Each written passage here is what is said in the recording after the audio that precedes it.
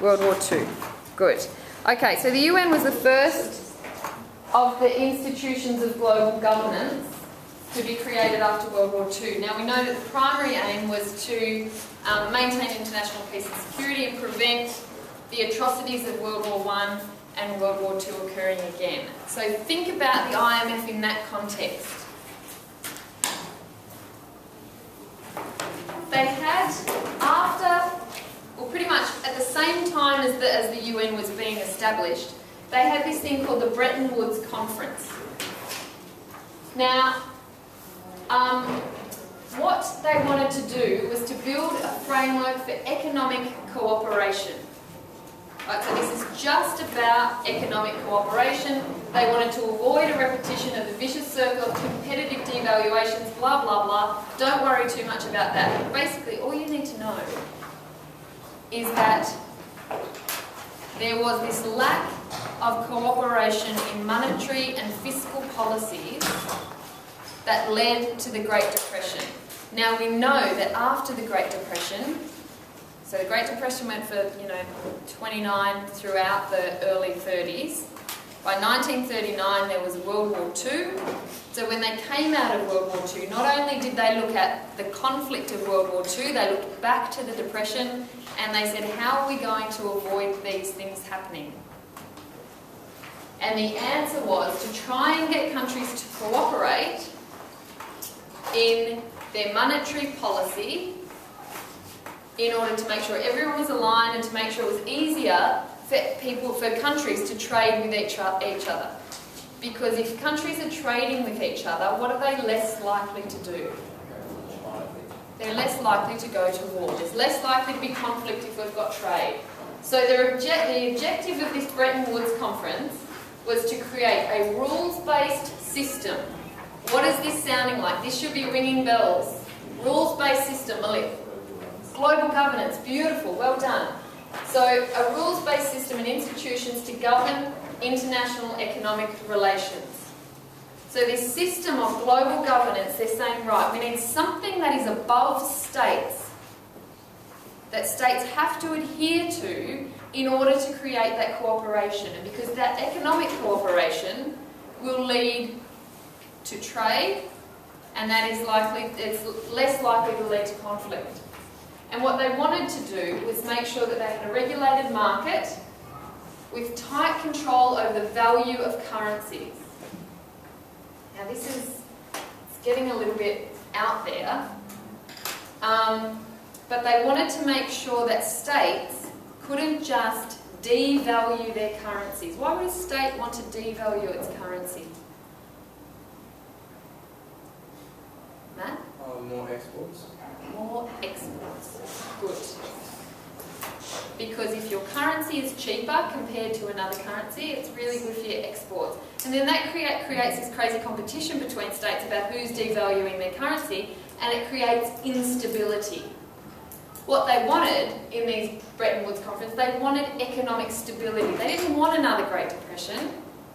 They didn't want another World War II. They wanted economic stability, so they wanted to make sure that you couldn't devalue your currency, and they also wanted to make a system that would foster trade liberalisation. What is trade liberalisation? It is. But what does that mean? So the freedom of trade. Beautiful. Removal of tariffs and taxes and any other barriers to trade. So tariffs and taxes that you have to pay when goods and services cross a border. What else is a barrier to trade? Like quotas. Quotas, yep.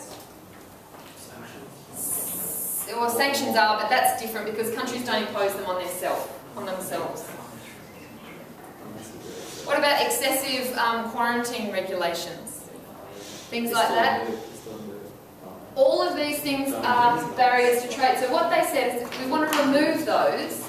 We want to make it easier for states to trade with each other because, again, it creates better conditions for peace. So basically, the objectives for that were based on the shared liberal belief that a liberal international economic system, can you underline that, a liberal international economic system would lead to peace and security.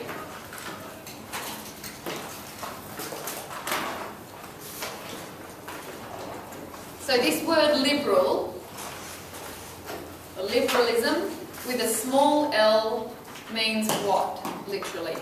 If you're a liberal, you are for what? Not a capital L liberal like our government.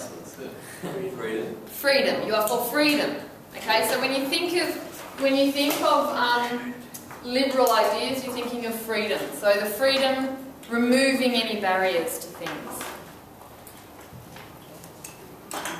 And so they thought that by doing that, by creating greater movement and greater freedoms, that there would be a greater chance of peace and stability. So listen to this. Unhampered trade, okay, so free trade, dovetailed with peace. High tariffs, trade barriers and unfair economic competition with war. If we could get a freer flow of trade, freer in the sense of fewer discriminations and obstructions, so that one country would not be deadly jealous of another, and the living standards of all countries might rise, okay, so that notion of a rising tide lifts all boats, thereby eliminating the economic dissatisfaction that breeds war, we might have a reasonable chance of lasting peace. So they're tying in this notion of economic prosperity, but also liberalism with peace, okay? So if you create the conditions for trade, if you create the conditions for economic cooperation, you are creating the conditions for peace. Good, thanks. So from that Bretton Woods conference that was taking place after World War II, they wanted to create these three institutions. The IMF, tick, they did that. The International Bank for Reconstruction and Development, tick. So remember that there were large parts of Europe totally decimated by the war, so that was devoted to that. And the International Trade Organisation, which was not created because they couldn't agree. What did we get instead? The World Trade Organisation, but not till 1995. Okay, when we look at the WTO, we'll look at why that took so long. So if you hear, when you do some reading, you might hear about the Bretton Woods institutions. That's the IMF and the World Bank, okay? That's now the World Bank. Those two things combined are known as the Bretton Woods institutions. And they're both based on that idea of trade liberalisation, economic cooperation based on a liberal model. So, again, same structure that we looked at with the UN. These are your aims. They come straight from the website. You just have to remember them. That's how you're going to get the marks in the exam.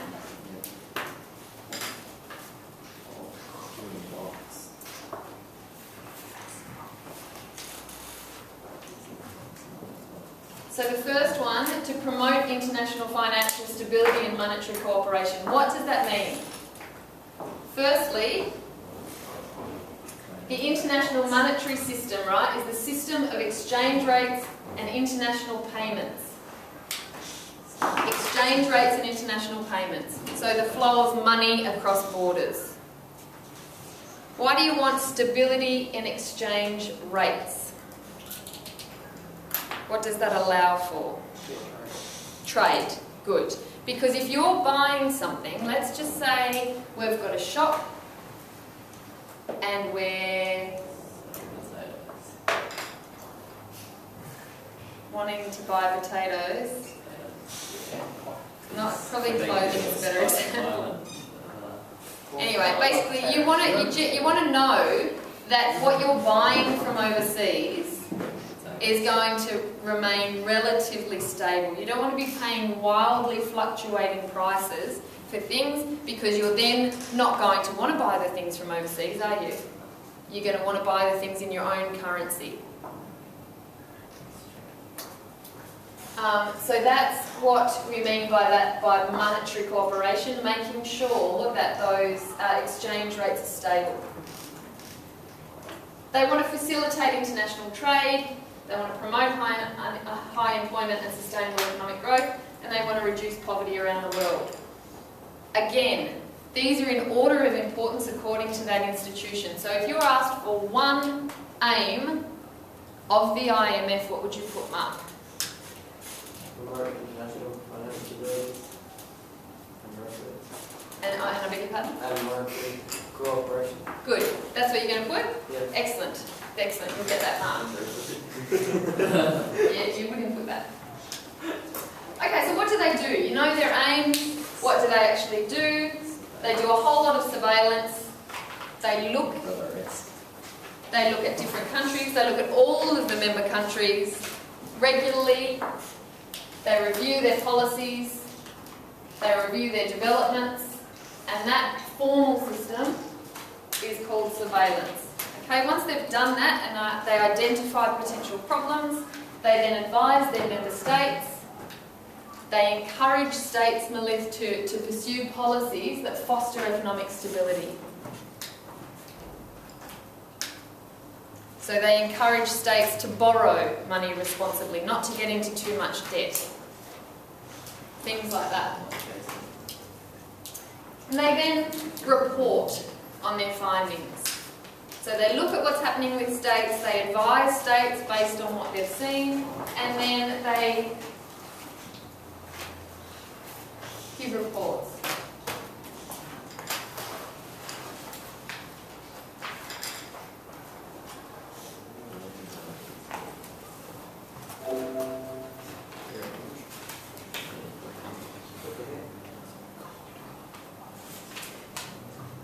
A Merry Christmas, but perhaps not quite such a Happy New Year. At least that's how Christine Lagarde sees 2016. The IMF chief warns global growth will be disappointing and uneven. Midterm prospects, she adds in an article for the Handelsblatt newspaper, also weaker. One problem, a slump in commodities. Admiral Markets' Darren Sinden says low oil prices, not such good news after all. Because we were already struggling with trying to get inflation going in most developed economies, the drag that weak oil prices have meant on inflation has pushed many economies to the brink of deflation. And so, whilst consumers are definitely better off in the short term, if deflation gets a grip, that's not good news in the medium to longer term.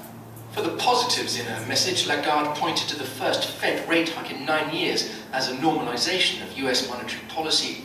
China's shift towards consumption-led growth, another necessary and healthy change, but both also adding to uncertainty and vulnerability worldwide. Financial risks in emerging markets rising, she says, as the cost of borrowing in dollars goes up. Judith Tyson of the Overseas Development Agency. Many countries are borrowing simply too much relative to the size of their economies, but secondly, governments are also borrowing in US dollars. In the last year, many African currencies have depreciated very sharply against the dollar, and that means the value of that debt in local currencies has grown. We've calculated it's grown by over $10 billion in the last year. The final word from Lagarde, outside of the US and possibly the UK, loose monetary policy remains the order of the day. So what was one thing that came out of that? It's a little bit, the economics terms might be. Is it no one's studying economics, are they? It's too hard. The economics classes. States are borrowing too much and their economies can handle it. Yeah, because states are borrowing too much. Not only are they borrowing too much, but because their currencies are being devalued against the dollar, it means they can't pay back. The debt is actually larger than what it first seems. So that's an example of what the IMF does. They release that, I think, every quarter. So you'll see it come out on the news. It's a good idea to keep up with that this year, just to watch out. It will always be on the news. The IMF says this.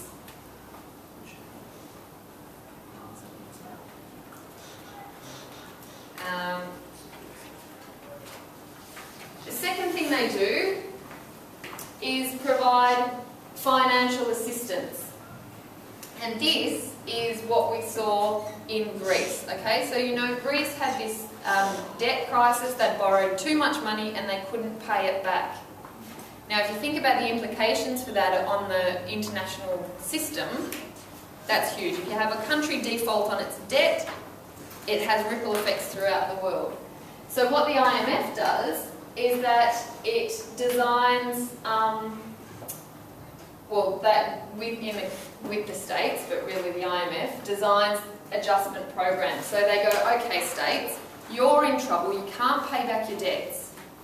So how do they help? How do the IMF help? Set up systems to help build their economy so they can pay the money back. They do. They provide them financial assistance. They say, okay, we're going to give you a pot of money so you can pay, so you don't default on your debts. But we're going to give you a set of rules that you have to follow to improve your economy. Is that what you were going to say, Matt? Austerity measures. So you've got to cut back on your spending. You've got to implement these policies so that into the future the health of your economy will improve and you're not going to get into this mess again. So it's like they just step in. If you imagine a parent, so just say you've got a teenager, right? Like you guys in the next few years in your late teens, you might get a credit card. Okay, you go out and you overspend on that credit card because you think it's so great that you've got all this money at your disposal. But all of a sudden, the money that you're earning from Macca's isn't enough to pay back the monthly repayments on your credit card. So you're in a whole lot of trouble because the interest is mounting up, mounting up, mounting up. And you're gonna get into trouble. So your parent steps in and says, right, I'm going to lend you some money to get yourself out of this trouble. Because if you default on your loans, if you really get yourself into trouble, that's going to affect the rest of the family. So at the moment, I'm going to get in, where I'm going to step in and I'm going to say, okay, I'll lend you $2,000 so you can pay off your credit card. On the condition that you reduce your spending, you get rid of your mobile phone, you limit yourself to one night out a month. They're the austerity measures. You're a tough parent. Okay? You're a tough parent. But that's to help you in the long run. In the long run. In the long run. Okay. Another one of their roles, gentlemen, so this is the third one that we've looked at, is the technical assistance. Now, what they do is they provide technical assistance by sending IMF staff into a country to work with the government so that they can design and implement effective policies to make sure that their economic policies are sound. So for example, tax policy, expenditure management, monetary and exchange rate policies, all of that stuff, you can read through that. We won't talk about special drawing rights because it's too detailed at the moment. Any questions? Tyler, have you got any questions about those roles? No? Yeah? Do they have separate things like parts of like organs that do that, like the UN? Yeah, they do, but you don't need to know that. So you just need to know the aims and what they do. You don't. The UN is different because we look at specifically who does what. So don't worry about that for this. Just aims and roles. Okay, for homework, we've got 10 minutes to go. For homework, you guys are going to watch this film. It's on our Google site. 12 minutes. As you watch that, you're going to answer the questions on this sheet. Now you can choose to do that either on the sheet or on a Google Doc. I don't mind, as long as you bring it to class on Thursday. Can we share it? Can we share the Google Doc? Yeah, but no, don't share it. No share. Yeah, Move to the folder. Good, yes. So we don't have to write this. We don't have to write this. You can choose. I just printed it out because I thought it might be easier for you as you're watching. I thought it might be easier to write. But if you can do 2 screens and you can type while you're watching, beautiful.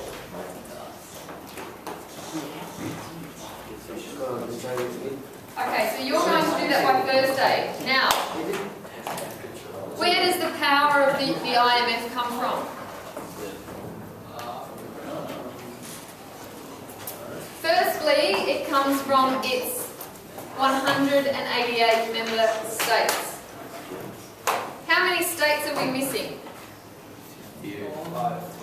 5. We're missing 5 states. Don't ask me who they are, I don't know. You'll have to Google it. How does that give the IMF power? Reese, how does this give the IMF power if it's got 188 member states? Well, because it's got a wide range of states. So, well, there's some big members in there.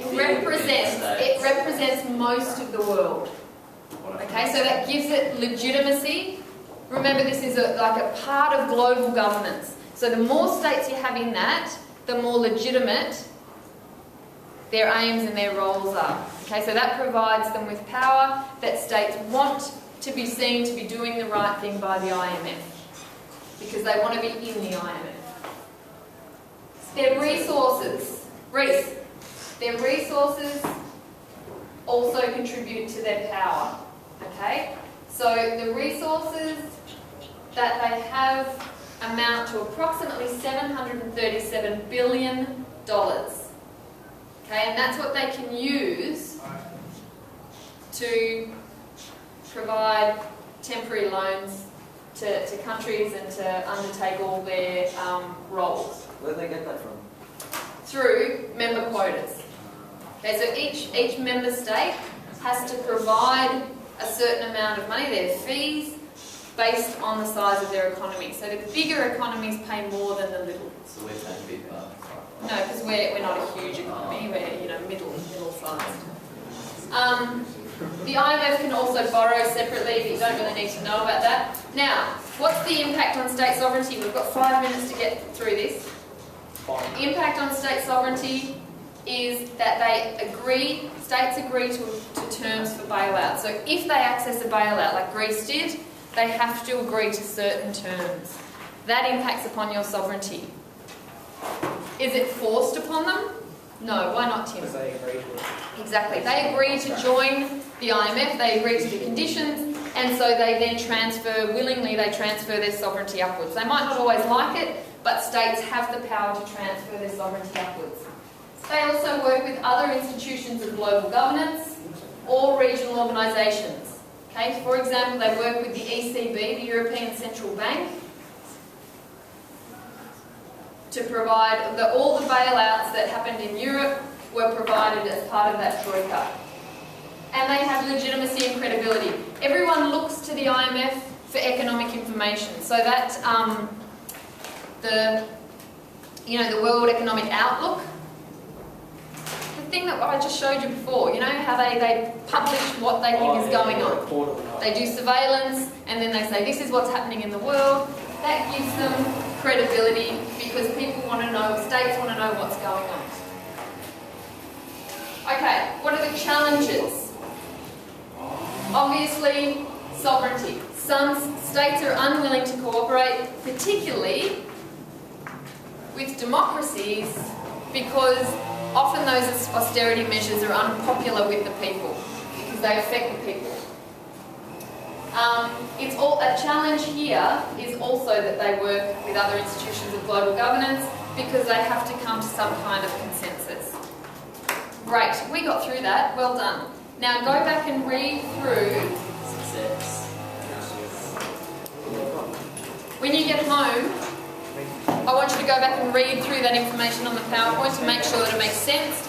If you've got questions, post them on the Google community, please, and I will try and answer them before the next class. And your homework is Watch the video. the video and the questions. Good.